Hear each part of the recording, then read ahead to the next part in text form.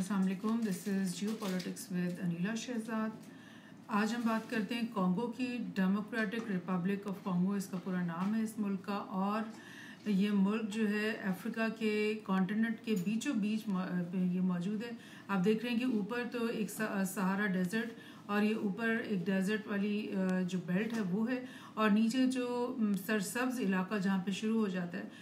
उस इलाके में सबसे जो बड़ा मुल्क आपको सेंटर में दिखाई दे रहा है ये है डेमोक्रेटिक रिपब्लिक ऑफ कॉन्गो। और इसी की आज हम बात करेंगे कि क्या किस मसाइल के अंदर ये मुल्क दुचार है। और 2021 से यहाँ पर एक कॉन्फ्लिक्ट चला रहा है। एक्चुअली तो ये कॉन्फ्लिक्ट 2021 से नहीं है, बल्कि मतलब कई दहाइयों पुराना ये कॉन्फ्लिक्ट है। बिकॉज बेशतर अफ्रीकन कंट्रीज़ की तरह कॉन्गो भी एक ऐसा कंट्री है जिसके अंदर जो है गवर्नमेंट की रिट जो है वो पूरे एरिया में नहीं होती, यानी कि मिलिशियाज का वहाँ पे कंट्रोल होता है, रेबल फोर्सेस का वहाँ पे कंट्रोल होता है। बॉर्डर एरियाज पे कहीं सेंट्रल एरियाज में ऐसे जगह होती हैं जहाँ पर वो रेबल फोर्सेस जो है वो क्लेम कर रही होती हैं कि ये एरिया हमारा है, हमने इसको अलग करना है, इंडिपेंडेंट करना है। यानी इस तरह के कॉन्फ्लिक्ट्स जो हैं इस तरह के अफ्रीकन कंट्रीज के अंदर बहुत ज़्यादा मौजूद हैं। और इसी की वजह से जो सिविल वॉर्स और कॉन्फ्लिक्ट्स उनके बीचों बीच में या उनके आपस के नेबर कंट्रीज़ के साथ होते रहे, उनकी वजह से बहुत बड़े बड़े जेनोसाइड्स भी यहाँ पे मरतकब हुए हैं। बहुत बड़ी बड़ी डिस्प्लेसमेंट्स जिनमें मिलियंस ऑफ लोग जो हैं वो डिस्प्लेस होते रहे हैं, वो सब कुछ अफ्रीका के डिफरेंट कंट्रीज़ में होता रहा है। और कॉन्गो भी इसी तरह की एक तारीख का हिस्सा है। अभी जो खबर आज कल में आपको शायद देखी हो कि M23 एक मिलिटेंट फोर्स है और उसने मतलब कुछ और कार्रवाइयाँ की हैं DR कॉन्गो के अंदर, जो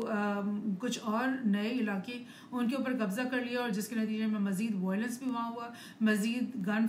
फाइटिंग्स और मज़ीद डेथ्स भी वहाँ पे हुई हैं। और ये मैंने आपको न्यूज़ जो है वो जून 30 की दिखाई है, लेकिन मुस्तकिल ही ये खबरें आ रही हैं कि कॉन्गो में वायलेंस हो रहा है, कॉन्गो में जो है ना कॉन्फ्लिक्ट वो जो है वो तेज़ी पकड़ रहा है। सो ये M23 कौन है, ये मैं आपको थोड़ा सा इनका बता देती हूँ कि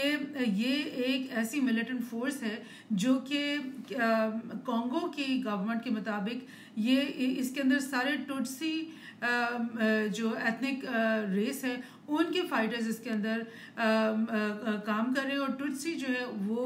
उनका ताल्लुक रवांडा से है, और किंशासा यानी कि जो कॉन्गो का कैपिटल है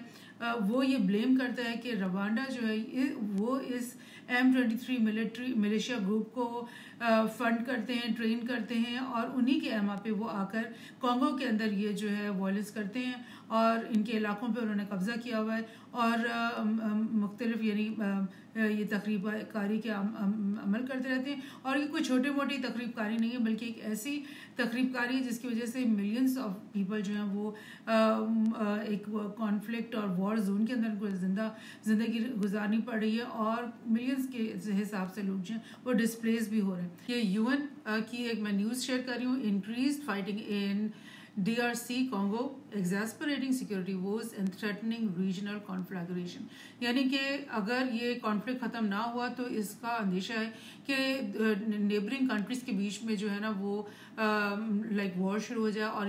ये कॉन्फ्लिक्ट जो है ये स्पेल आउट हो जाए, और काफ़ी सारे जो नेबरिंग कंट्रीज़ हैं वो इसके अंदर जो है ना इन्वॉल्व हो जाएं और जंग का शिकार हो जाएं। और ये बिल्कुल आपको समझ में आ रही है कि अगर किंशासा जो कैपिटल है ये कॉन्गो का, अगर वो ब्लेम कर रहा है कि जो रवांडा के अंदर से, और ये रवांडा है यहाँ से तुत्सी मिलिशियाज ट्रेन होकर आ रहे हैं और वो हमारे इलाकों के ऊपर जो है कब्जा कर रहे हैं और वायलेंस कर रहे हैं, तो फिर डेफिनेटली उनकी रवांडा के साथ वॉर शुरू हो सकती है। लेकिन वो वॉर इसलिए नहीं शुरू होती क्योंकि इनकी स्ट्रेंथ बहुत ज़्यादा है। ये मिलिशियाज कोई छोटे मोटे मिलिशियाज नहीं है, और इनकी जो कार्रवाइयाँ हैं वो भी कोई मामूली कार्रवाइयाँ नहीं है, बहुत स्ट्रेंथ है इनके अंदर, जिसकी वजह से इनको वो दबाना जो है वो बहुत ही मुश्किल है। बहरहाल ये जो कॉन्गो के अंदर ये सब मसला है, ये वायलेंस है, इसकी पीछे बेसिक वजह क्या है? बेसिक वजह जो ये है कि यहाँ के अंदर जो इस मुल्क में बहुत सारे मिनरल रिसोर्सेज हैं, गोल्ड है, टिन है, कोबाल्ट है और लिथियम है, और मतलब इस तरह के बहुत कीमती मिनरल्स हैं जिनको हासिल करने के लिए, और जो आजकल की नई टेक्नोलॉजी में, मोबाइल्स के अंदर, लिथियम बैटरीज में, इलेक्ट्रिक कार्स में और डिफरेंट जगहों पे टेक्नोलॉजी में इस्तेमाल होती है। तो बड़ी बड़ी जो दुनिया की फर्म्स हैं उनके लिए इन मिनरल्स को हासिल करना बहुत ज़रूरी है। तो अगर वो इसकी इतनी ज़्यादा कीमत देंगे तो फिर जो प्रॉफिट उनका वो लेते हैं, millions of billions of dollars जो वो कमाते हैं, उसमें वो कमी हो जाएगी। सो वो करते ये हैं कि वो सब जो जिन कंट्रीज़ के वो फर्म्स होती हैं उनकी बैकिंग से या वो अपने सोर्सेज इस्तेमाल करके इस तरह के मिलिटेंट्स को फंडिंग करते हैं, इस तरह के मिलिशियाज हैं उनको फंडिंग करते हैं, वेपन्स देते हैं और उनसे ये कहते हैं कि ये इलाके हैं जहाँ पर तुम लोग वायलेंस करोगे और यहाँ पर जो हमारी माइंस हमारे काम की माइंस हैं उनको जो है वो उन पे कब्जा तुम लोग करके रखोगे, गवर्नमेंट की रेट वहाँ पे नहीं बनने दोगे और वहाँ से स्मगल करके रूट्स बना करके वो वाले मिनरल्स जो हैं वो कहीं ना कहीं से रास्ते बनाकर मतलब वो निकाल करके इनको कौड़ियों के दाम पर इन कंपनीज को मिल जाते हैं और फिर वो उनको रिफाइन करके बिलियंस के प्रॉफिट्स कमाते हैं। लेकिन उसका जो कीमत अदा करनी पड़ती है कॉन्गो के लोगों को वो क्या है कि वहाँ पर ये मिलिटेंट्स जो हैं वो बहुत ही, यानी आप समझ लें कि गैर इंसानी और बर्बरियत का जो है ना वो बाजार गर्म रखते हैं, सिर्फ इसलिए कि वहाँ पर इतनी तबाही हो कि ना गवर्नमेंट की फोर्सेस में इतनी हिम्मत हो कि वो उनके मुकाबला कर सके, ना ही लोकल जो लोग हैं वो किसी तरह से भी उनको कोई तरीका मिले कि वो यहाँ से कुछ मतलब रिस्पाइट उनको मिल सके। व्हाट्स हैपनिंग इन कॉन्गो, ये एक आर्टिकल बड़ा इंटरेस्टिंग मुझे मिला। इन्होंने बोला कि 4-5 बातें बताई हैं जो कि बड़ी इंटरेस्टिंग है। उन्होंने कहा कि जो एक तो रेयर वायलेंस यानी कि रेयर मिनरल्स की वजह से जो वायलेंस है वो 20 साल से यहाँ पे चला आ रहा है, यानी आज का नहीं है, ये 2021 से स्टार्ट नहीं है बल्कि ये 20 साल से चला आ रहा है। और साउथ कीवू, नॉर्थ कीवू, इतूरू और ये जो खास तौर पे ये जगह हैं और इसके अलावा भी जगह हैं वहाँ पर स्पेशली जो है वायलेंस इतना ज़्यादा हो रहा है क्योंकि यहाँ पर से इनको ये मिनरल्स निकालने होते हैं और इसकी वजह से जो दहशत फैलाई जाती है जिसकी वजह से हंड्रेड्स जो है बल्कि वो मिलियंस में इनफैक्ट जो है वो लोग जो है वो डिस्प्लेस हो जाते हैं। 13.7 million children are in need of humanitarian assistance ये उन्होंने कहा। और 2023 में 400 से ज़्यादा स्कूल्स जो हैं वो बंद हो गए क्योंकि जो डिस्प्लेस लोग हैं वो उसमें पनागुज़ीन हुए थे अपनी जान बचाने के लिए, वो वहाँ पे छुप के बैठे होते हैं स्कूलों के अंदर, तो लिहाजा वहाँ पे स्कूल तो नहीं चल सकता क्योंकि वहाँ पर डिस्प्लेस लोगों का जो है वो अंबार लगे होते हैं। एक्सट्रीमली वल्नरेबल पॉपुलेशन, यानी इतनी वल्नरेबल क्यों है क्योंकि जब रेबल्स और मलेशिया की वो कोई हुकूमत तो नहीं होती ना, फिर वो तो एक अंधेर नगरी चौपट राज वाली बात होती है जिसमें गन के ऊपर सारे काम करवाए जाते हैं और ना ही वहाँ पे कोई जॉब्स होती हैं प्रॉपर, ना ही वहाँ पे कोई हेल्थ फैसिलिटी, ना ही वहाँ एजुकेशन फैसिलिटी, कुछ भी नहीं होता। तो फिर होता क्या है कि वो जो मलेशिया मिलिटेंट्स होते हैं वो इन सिविलियंस को मजबूर करते हैं कि वो अपनी सारी फैमिलीज के साथ आकर के बच्चों समेत जो है ना वो माइंस में जो है फ्री में काम करके दें और उनको बस बिल्कुल मीगर सी जो है वो रकम अदा की जाती है और फिर उसके बाद उनको मारा भी जाता है, उनको हरास भी किया जाता है, उनकी औरतों को रेप किया जाता है। सो इस तरह की बहुत ही वल्नरेबल उनकी पॉपुलेशन होती है। इंटरनली डिस्प्लेसमेंट जो है अब तक मार्च 2024 तक 7.2 मिलियन लोगों की हो चुकी है इसी कॉन्फ्लिक्ट की वजह से। ये जो यहाँ पर आपको दिखाई दे रहा है, nearly 1 of 4 Congolese are exposed to severe food insecurity, यानी कि 25 मिलियन लोग जो हैं जो कि 23% बनते हैं कॉन्गो की पॉपुलेशन का, वो फूड इनसिक्योरिटी का शिकार हैं, यानी उनको 2 वक्त की रोटी जो है सुकून की नहीं मिल रही है और ज़ाहिर फिर मजीद फैमिन का भी खदशा होता है ऐसे इलाकों में। Access to land is a source of tension, population बढ़ रही है, हर औरत का एवरेज जो बर्थ रेट है वो 6.2 चिल्ड्रन है पर वुमन, ये 2021 की रिपोर्ट के मुताबिक। और जाहिर है कि वो माइनिंग वाले जो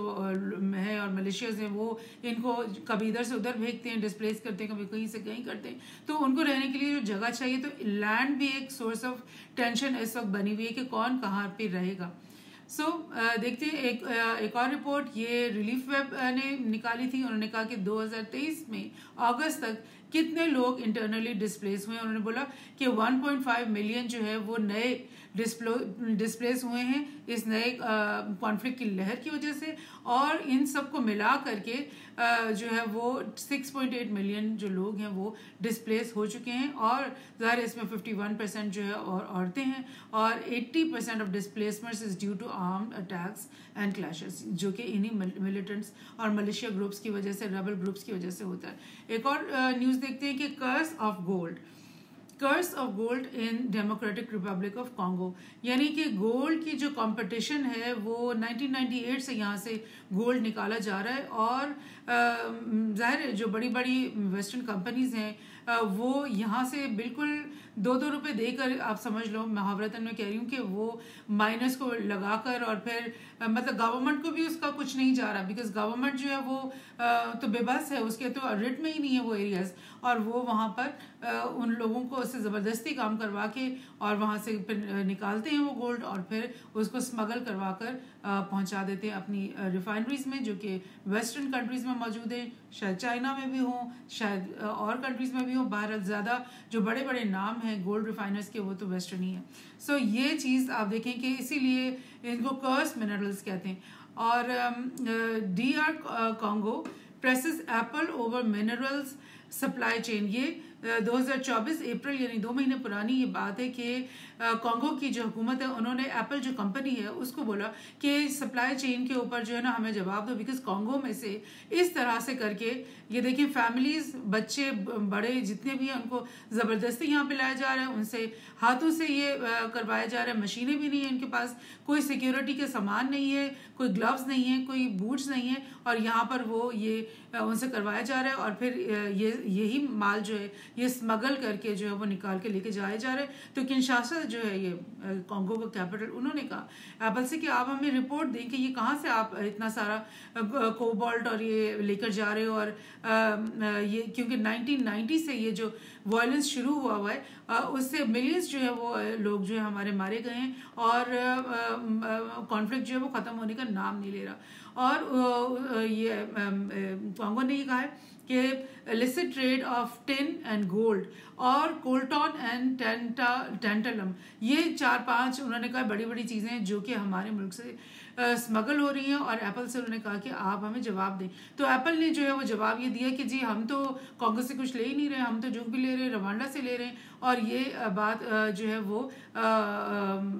सामने है। द वर्ल्ड्स आइज, ये जो लॉयर है जो इस चीज़ को डील कर रहा था, उन्होंने बोला कि the world's eyes are wide shut, बंद हुई हुई है रवांडास प्रोडक्शन ऑफ की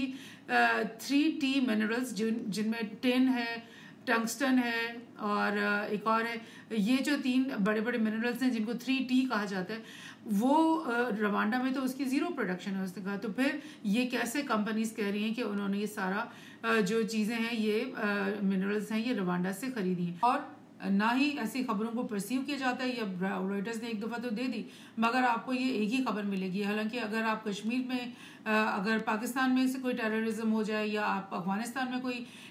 वुमन के साथ कोई बात हो जाए, तो फिर वो खबर 1 दिन नहीं, 2 दिन नहीं, महीनों तक उसको परसीव किया जाता है और उसको ब्लेम गेम की जाती है। लेकिन इन कंपनीज का नाम भी नहीं आते, इन कंपनीज को पूछा भी नहीं जाता, ना ही इन न्यूज़ को परसीव किया जाता है, और ये न्यूज़ जो है वो दब जाती है कुछ दिनों के बाद। सो बहरहाल ये इंसानियत का एक हिस्सा है, हमारे ह्यूमन ब्रदरहुड का हिस्सा है, तो लिहाजा हमें तो पता होना चाहिए और नज़र रखनी चाहिए कि इंसानियत के साथ दुनिया में क्या क्या सलूक रवा रखे जा रहे हैं।